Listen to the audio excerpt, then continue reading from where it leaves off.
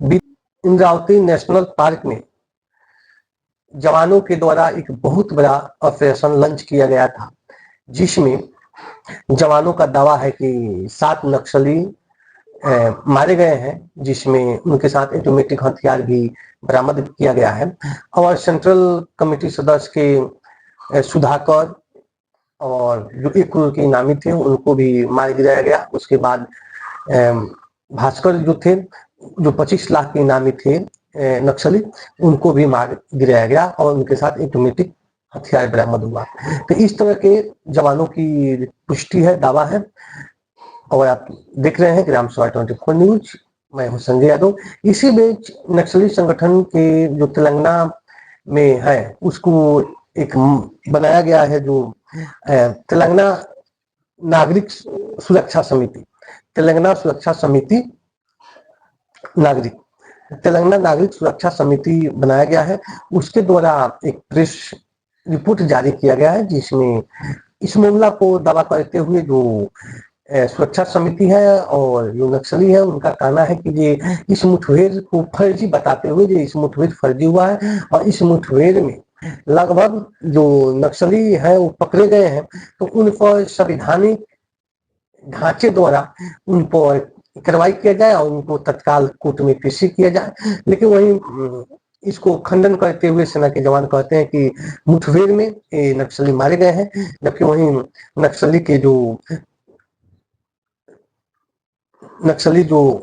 जो central committee है या जो तेलंगाना सुरक्षा समिति, तेलंगाना नागरिक सुरक्षा समिति जो बनाया गया, तेलंगाना नागरिक सुरक्षा समिति जो बनाया गया है उसका भी प्रेस रिपोर्ट एक अलग बात है। तो फिलहाल इधर से प्रेस जारी किया जाता है, उधर से जो सेना के जवान है, जो बड़ी पदाधिकारी है, वो इस प्रेस रिपोर्ट को खारिज करते हैं, खंडन करते हैं।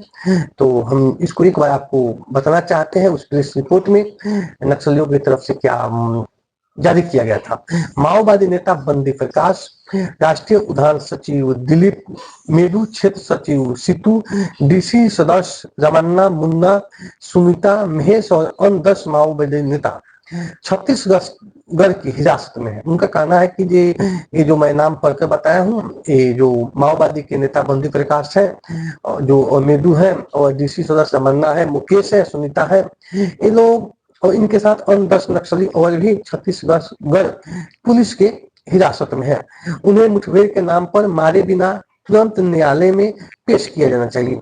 जो नक्सली हैं वो स्पष्ट रूप से कहते हैं और ये मांग करते हैं, प्रेस रिपोर्ट भी जारी करते हैं कि जो 10 नक्सली छत्तीसगढ़ के पुलिस के हिरासत में है, कब्जे में है, उनको पुलिस फर्जी इनकाउंटर नहीं बताए, उसको मुठभेड़ न बताए, उसको तुरंत भारत के संवैधानिक ढांचा के अनुसार, लोकतांत्रिक ढांचा के अनुसार, जो हमारा संविधान अधिकार दिया है, जो न्याय प्रक्रिया है, उसका अनुसार फर्जी मुठभेड़ का नाम बताते हुए उन नक्सलियों को न मारकर प्रशासन न्यायालय में, कोर्ट में पेश करे, तत्काल पेश करे। इस तरह की माओवादी जो लीडर है और तेलंगाना नागरिक सुरक्षा समिति बना है, उसकी ओर से प्रेस रिपोर्ट जारी किया गया है। वहीं छत्तीसगढ़ राज्य के बीजापुर जिले के इंद्रावती राष्ट्रीय उद्यान क्षेत्र के एक गांव में माओवादी पार्टी के केंद्रीय समिति सदस्य सुधाकर, तेलंगाना राज्य समिति सदस्य मेलारापू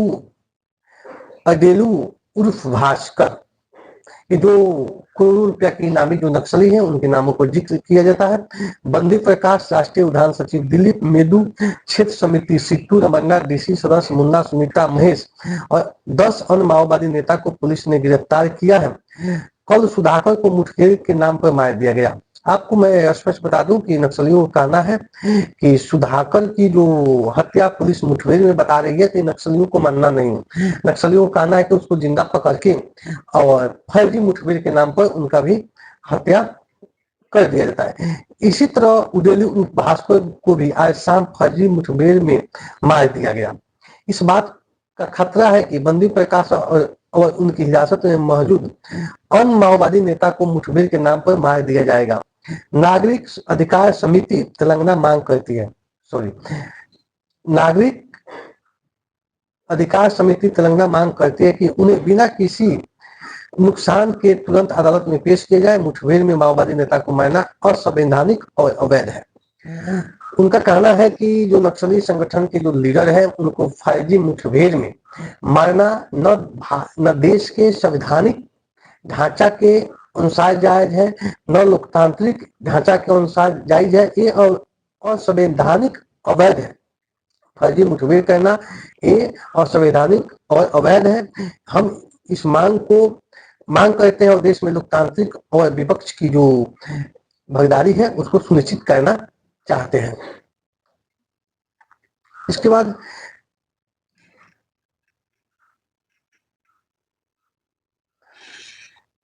इस मांग करते हैं कि देश भर के लोकतांत्रिक और विपक्ष दल इसकी खुलकर निंदा करें।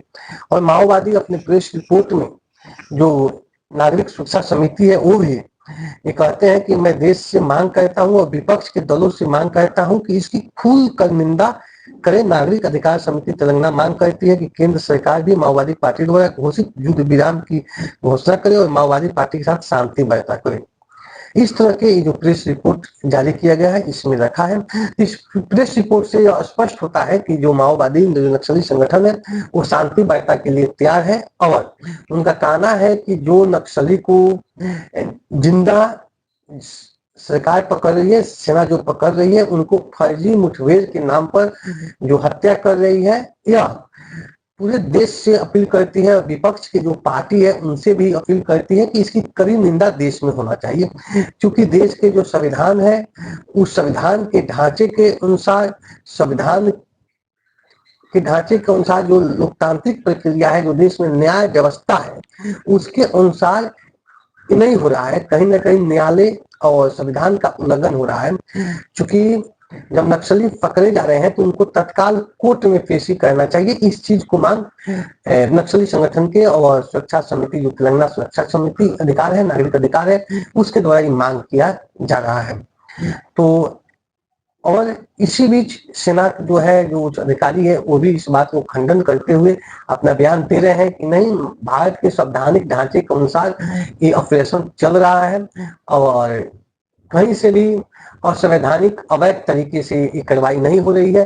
पूरी भारत के लोकतांत्रिक और संवैधानिक ढांचे के द्वारा हम लोग इस ऑपरेशन को अंजाम दे रहे हैं। वहीं नक्सलवादी संगठन के जो लीडर्स हैं, जो केंद्रीय कमेटी है और तेलंगाना सुरक्षा समिति जो नागरिक सुरक्षा समिति है, उसके द्वारा ये प्रेस कॉन्फ्रेंस किया गया है, प्रेस रिपोर्ट जारी किया गया है कि जो नक्सली जैसे सुधाकर को भी फर्जी मुठभेड़ करके बताने की बात हो रही है, वहीं भास्कर को भी फर्जी मुठभेड़ बताया जा रहा है। वहीं जो माओवादी के केंद्रीय सचिव महासचिव जो बासु राजू थे, उनका भी कहा गया कि पकड़कर उनको मार दिया गया और इसका कड़ा आलोचना करने को पूरे देश से अपील माओवादी संगठन कर रही है कि पूरी भारत की जनता जो है, विपक्ष की जो पार्टी है, इसकी कड़ी निंदा होनी चाहिए। भाजपा सरकार की कड़ी निंदा होना चाहिए, आलोचना होना चाहिए, क्योंकि बासुराजू 72 वर्ष के थे और उनको पकड़कर फर्जी तरीके से मुठभेड़ के नाम देकर उनको मार देना।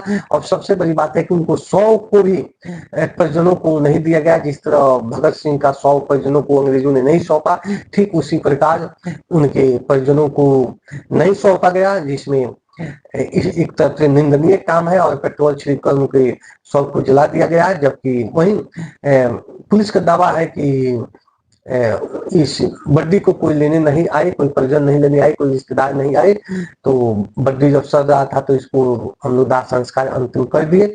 लेकिन वहीं जो बासुराजू के भाई हैं वो कोर्ट के चक्कर लगाते हुए वो मांग कर रहे थे, लेकिन उनकी बातों को नहीं सुना गया।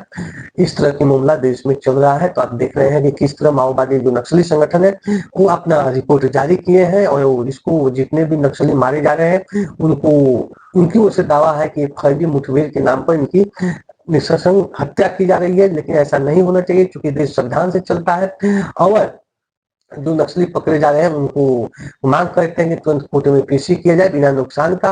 अगर सरकार ऐसा नहीं करती है, जवान ऐसा नहीं करते हैं तो अब सब संवैधानिक प्रक्रिया है, अवैध तरीके से ये ऑपरेशन चलाया जा रहा है। तो आप देख रहे हैं ग्राम 24 न्यूज में।